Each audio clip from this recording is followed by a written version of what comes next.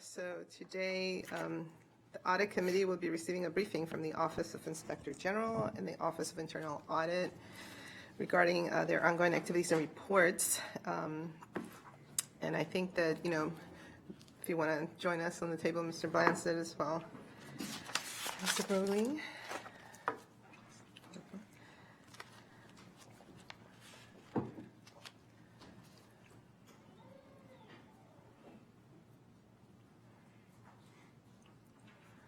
Before we start, I want to take a moment to recognize that this will be Inspector General Edward Blansett's last briefing before this committee.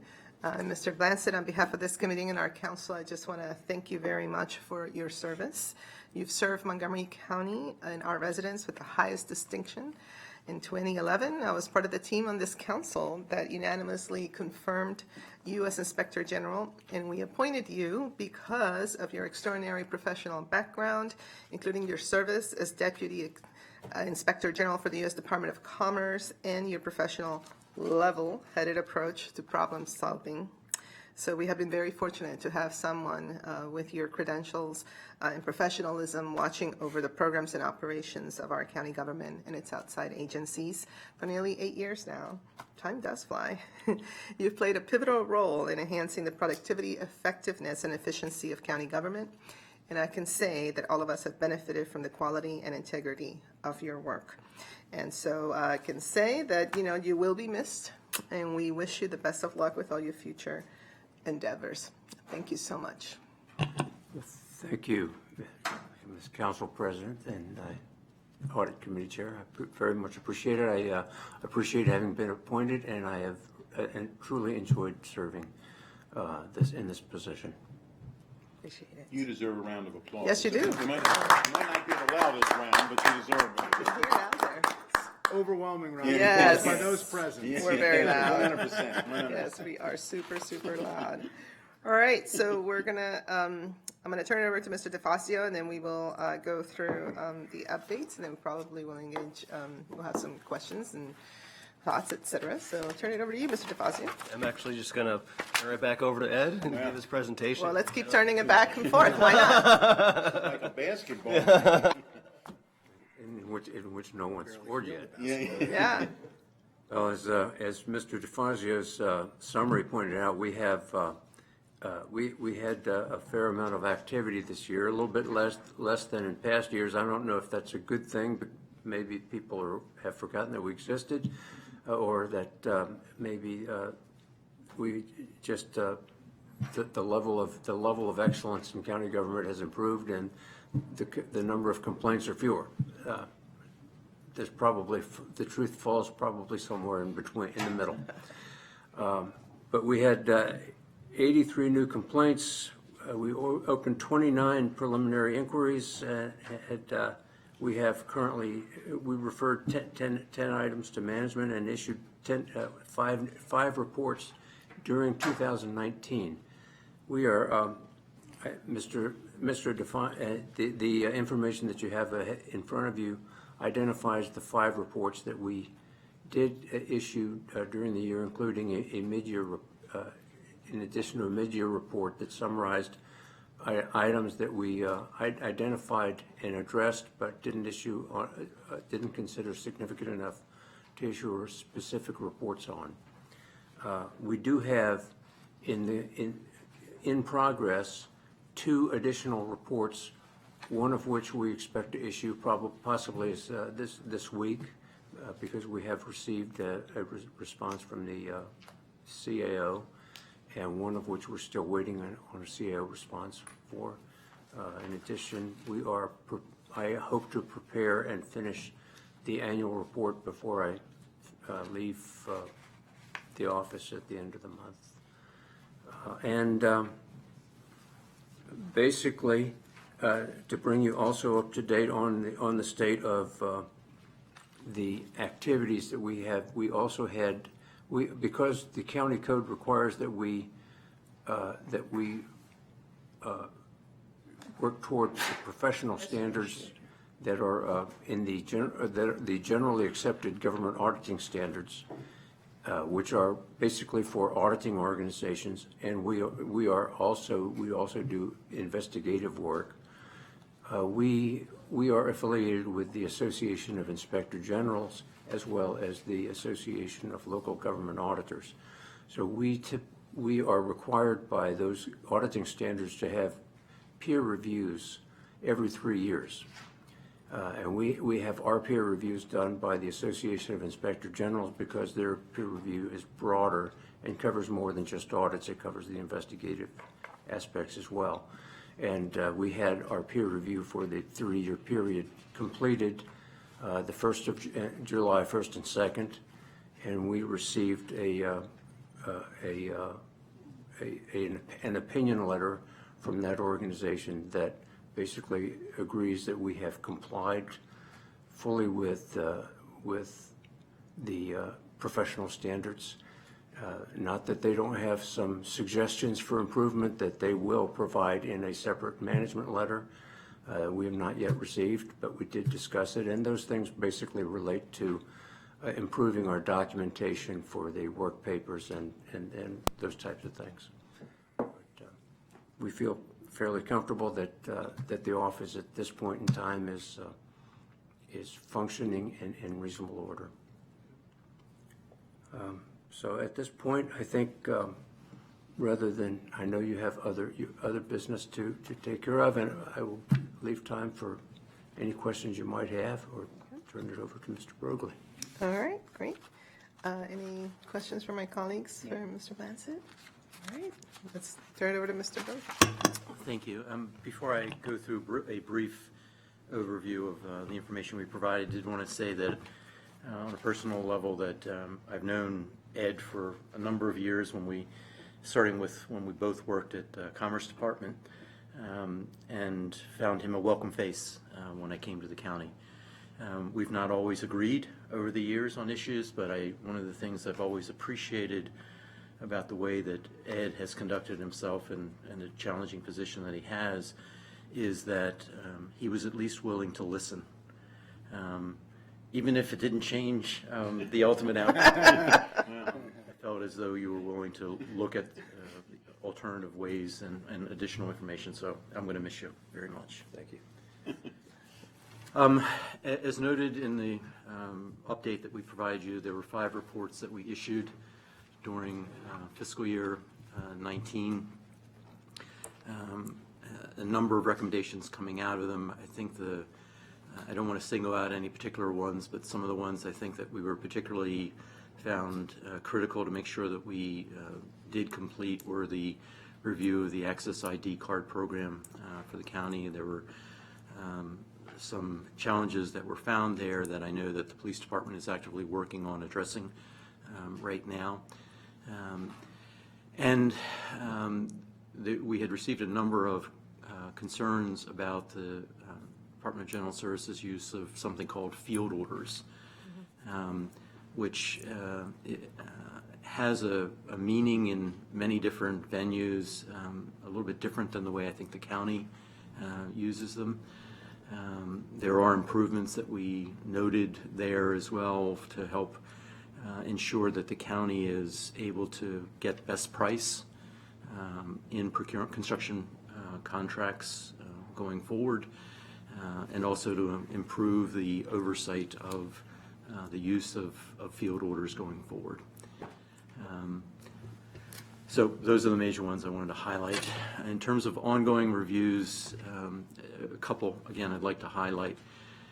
We did start in late fiscal year 19 a risk assessment of the county's IT program. I think that was a risk assessment that is long overdue. We don't have any results from that yet, but we're anxious, obviously, to see if there are vulnerabilities and risks that we need to address going forward. And then the second review that is following a similar timeline and similar approach is we are conducting a risk assessment, fraud risk assessment of the procure-to-pay operation, which is basically from when you initially initiate a solicitation to purchase something through the point where you pay for that something and it's received. It is an area that I know you all are very sensitive to, some of the vulnerabilities that have been identified there in the past from the previous Department of Economic Development situation. This was a recommendation actually came out of a Baker Tilly report that the Inspector General's office had overseen. So we are very interested and anxious to see what the results of that fraud risk assessment are, to see again if there are gaps that we have not yet identified and or fixed, and then take corrective actions appropriately to fix it. The other thing that I would note about that audit is that the approach that we're taking with that audit is an approach that we expect to repeat for other, what I would call enterprise operations, employee reimbursements, for example, asset management operations, for example, because it basically attempts to map the process from end to end, identify what controls does the county already have in place, and then identify are there gaps in those processes and controls that need to be fixed. And I think it's a much more targeted and focused way of identifying what our current internal control environment is and identifying any specific risks that may be there so that we can address them timely. The other reviews that are outlined are important, but I would say the two that I mentioned are the most critical. And then the last thing, which I'm not going to go through, is we continue to do well, despite the fact that there were 40-some recommendations that came out of the cumulative Inspector General review of the DED situation and the Baker Tilly reviews. So we have a lot of work that we're having to do to address those recommendations. All good work, all meaningful work, but challenging. So, any questions? Thank you so much, Mr. Borgley. Just quick question. So I know that the report that was issued for the performance audit of the Department of Health and Human Services grant operations. So as we are right now obviously engaged in just a lot of review and possibly wanting to make some changes in a lot of different areas, one of the issues that I know in the past had been identified as a challenge for HHS was the lack of sort of financial monitoring capacity for their contracts that included obviously, these grants, et cetera. Do you have any plans to perhaps also take a look at that, especially as now, with the new administration and just a lot of reconfiguration of the department and et cetera, I think that this is also a really good moment to, again, kind of revisit and to see where we are with regard to that kind of capacity, because, this was a big issue that occurred just as I was joining the council, and it was identified that there was a major deficiency with regards to the capacity to do the fiscal monitoring for contracts, not so much the performance.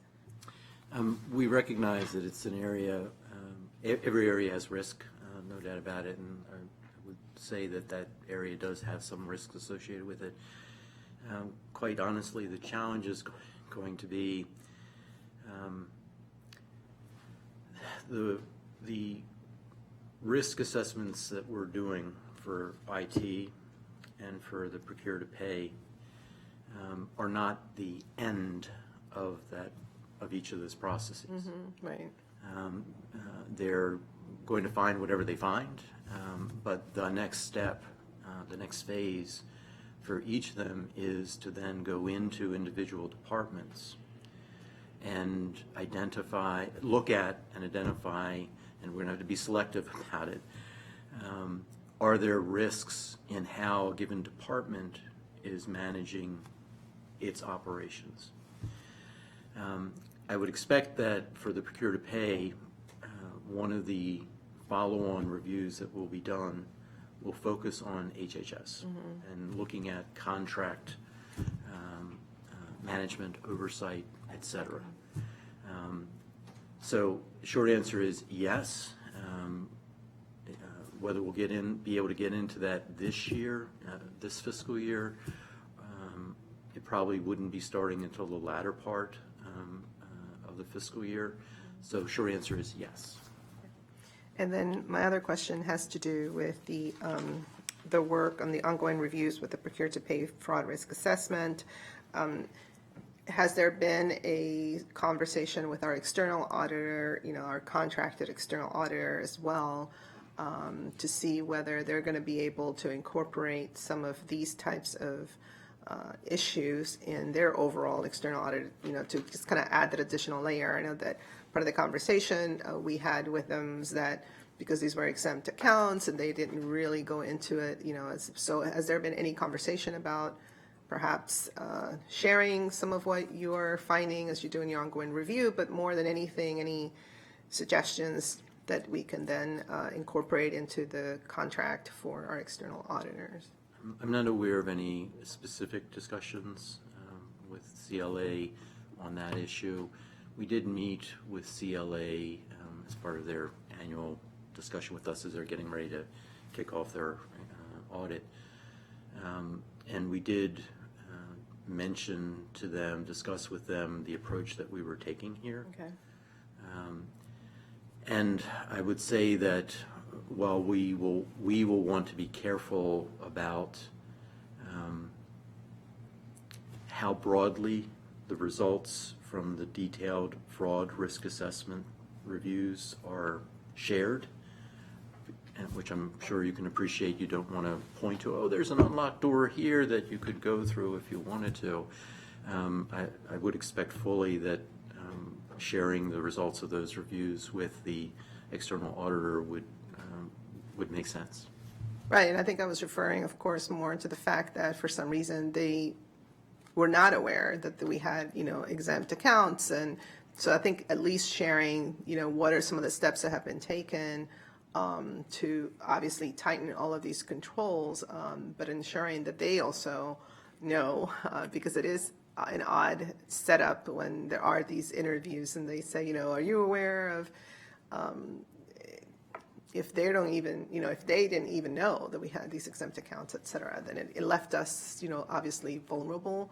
I just want to make sure that there are at least not necessarily, hey, these things are here, go, publicize it broadly, but that there is at least, obviously this constant communication about some of the additional controls that we put in place, and then where we still might see some vulnerabilities. Understand, and thanks for the clarification. So I was not party to the discussions that CLA had with finance, which is where most of the additional enhancements to controls and tightening up of processes have been implemented. I do know that there have been a number of meetings between CLA staff and finance staff, and I would expect that a good segment of that would have been around discussions of, so we're aware of what happened, what has been done, Right. and allowing CLA then to determine where they want to dig further as part of the upcoming review. Okay, we'll talk to finance about it. Councilmember Feetson.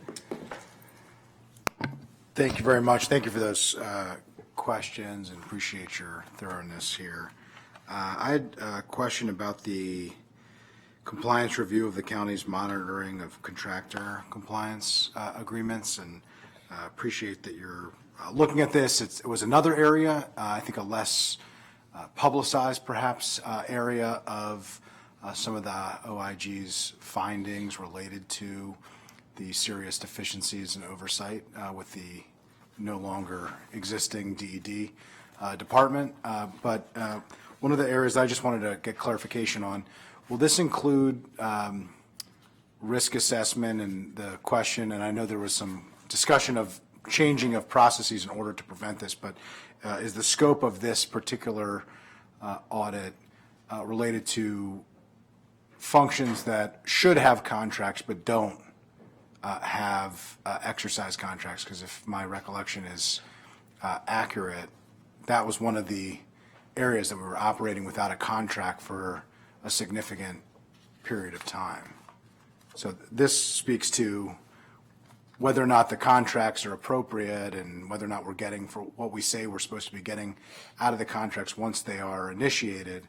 But one of the main findings, at least from my recollection, and the Inspector General can correct me if I'm wrong, was that we actually were operating without a contract, which is what created some of the issues in the first place. So I'm just wondering if that is part of the scope, and if not, whether or not it can be.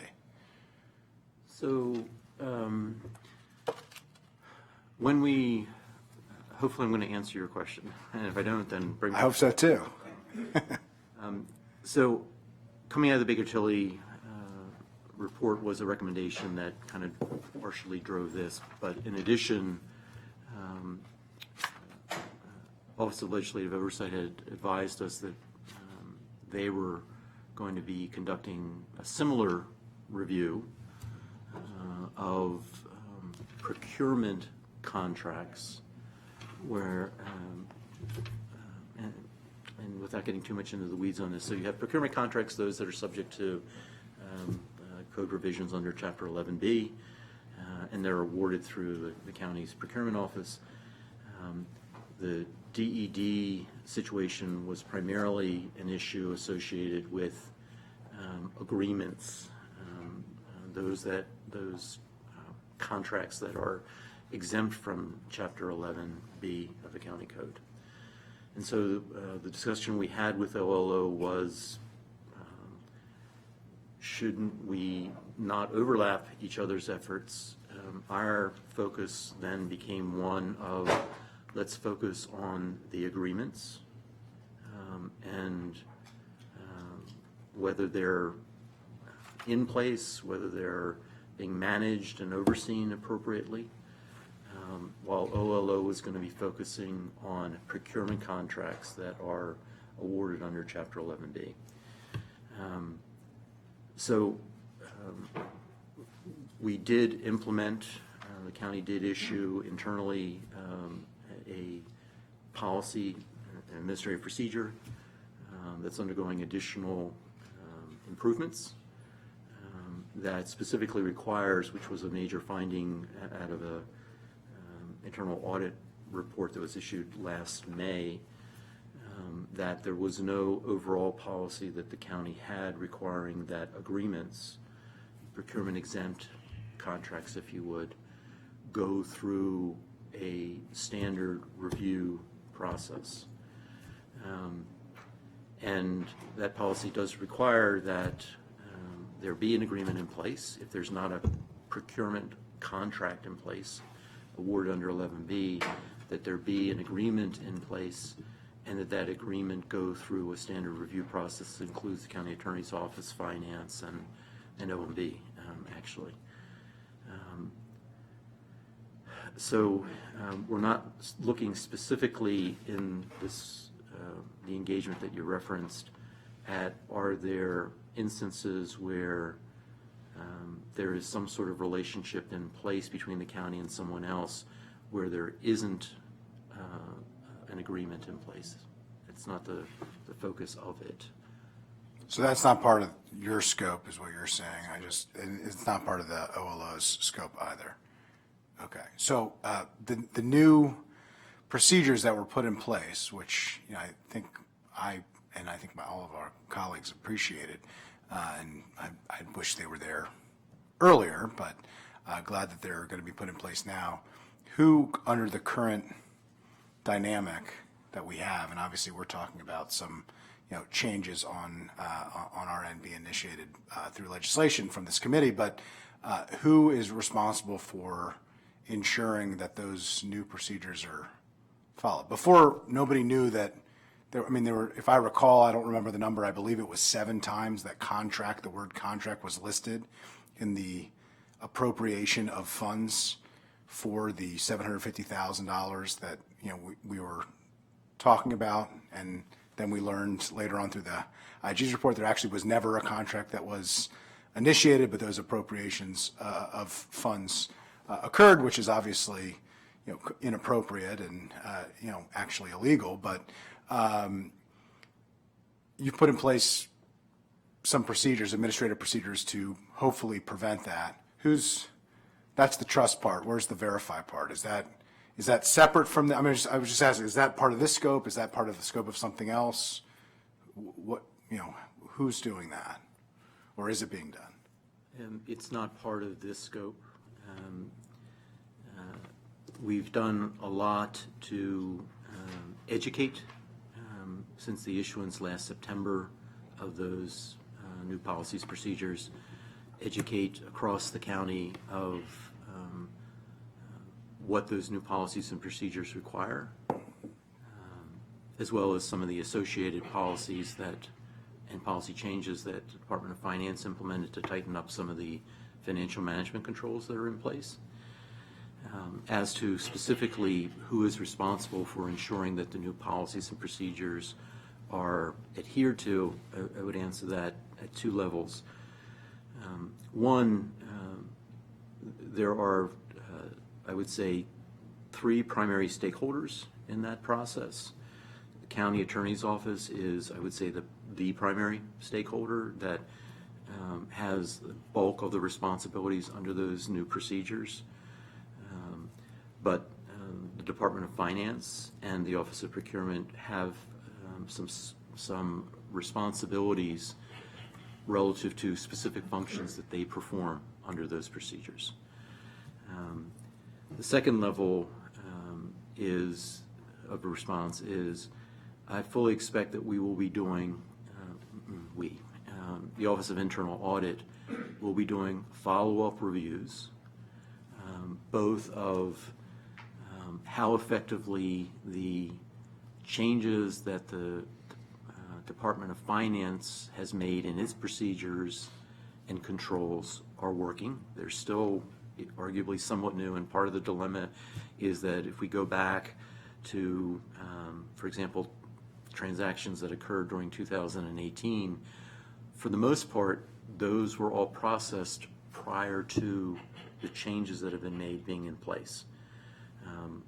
So we essentially have to wait a little bit of time until there's sufficient data that we could look at operating under the new procedures, the new policies, to be able to actually conduct audits of that.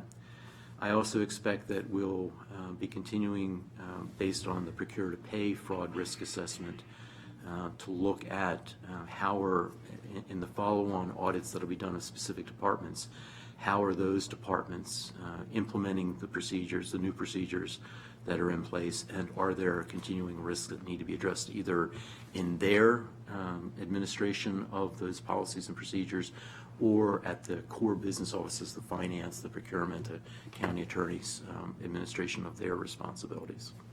But the procure-to-pay, does that include agreements that are exempt from procurement as well? Okay. Okay. All right. Thank you. Okay. Council Vice President Counts. Thank you very much, Madam Chair. Can we talk a little bit about the what we refer to here as the DLC warehouse inventory? Of course, it changed its name now to ABS, Alcohol Beverage Services. Do they actually go out? Obviously, they're computerized, so they have a physical inventory done several times a year. How does that work with them? And do they have an outside auditor, or do they use the same auditor the rest of the county uses? How does that work? So the ABS does periodic, what they call cycle count inventories, where they don't inventory 100% of the inventory in the warehouse, but they focus on samples. They do that throughout the year. Once a year, at the end of June, there is a full inventory count that is done by ABS staff, but with multiple people looking over their shoulders. So the external auditor participates in whatever way they want to, either doing counts themselves or overseeing how ABS conducts the counts. And finance participates similarly in that.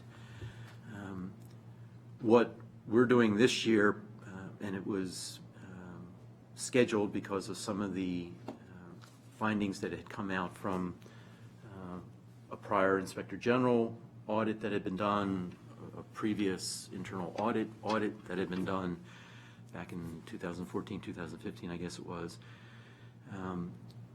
We were going to go back into the warehouse anyway to look at what changes had they implemented and or not implemented, and were there continuing risk exposures.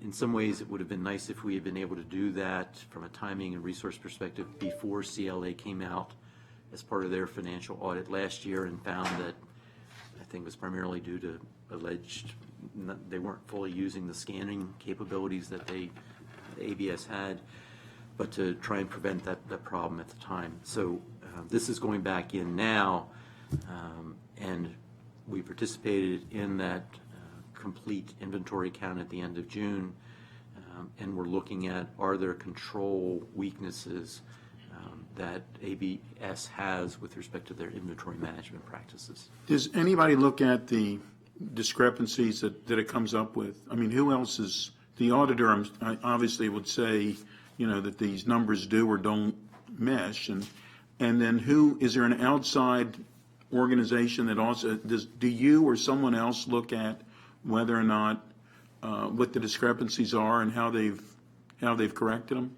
I'm not saying there are there, but if there are there, usually there's, somebody broke a bottle and forgot to mention it, So one of the things that we are looking at under this audit is what are the discrepancies that have been identified, and what is the process that ABS uses to investigate what happened, and what are their tolerance levels? Yep. Because I'm sure, as you can appreciate, you do expect some level of inventory not to be you don't like, but you You expect. don't like, right. Yeah. And so we're looking at that range of issues associated with discrepancies between what should the inventory be versus what is it, and how is it then investigated by ABS, and is it investigated in the manner that it should be. And that's really my concern. I mean, because this whole thing that we've learned that, not all auditors are done the way that I had thought they were done in the beginning, for especially quote unquote the outside agencies. And I guess this would be considered an outside agency, sort of. So I do believe we need that additional oversight just to make certain that everybody understands that we take this pretty seriously here. Yeah. Okay. Thank you. All right, Councilmember Bissonnette. Just quick follow-up on that. If I recall, we were briefed on the related inventory audit in, I want to say, March timeframe. And the issue there, and I'm assuming this is kind of the next phase of that process, looking at something similar, because that issue was a repeat issue, that they were supposed to be doing something and weren't doing it, and nobody had followed up to make sure that they were doing it.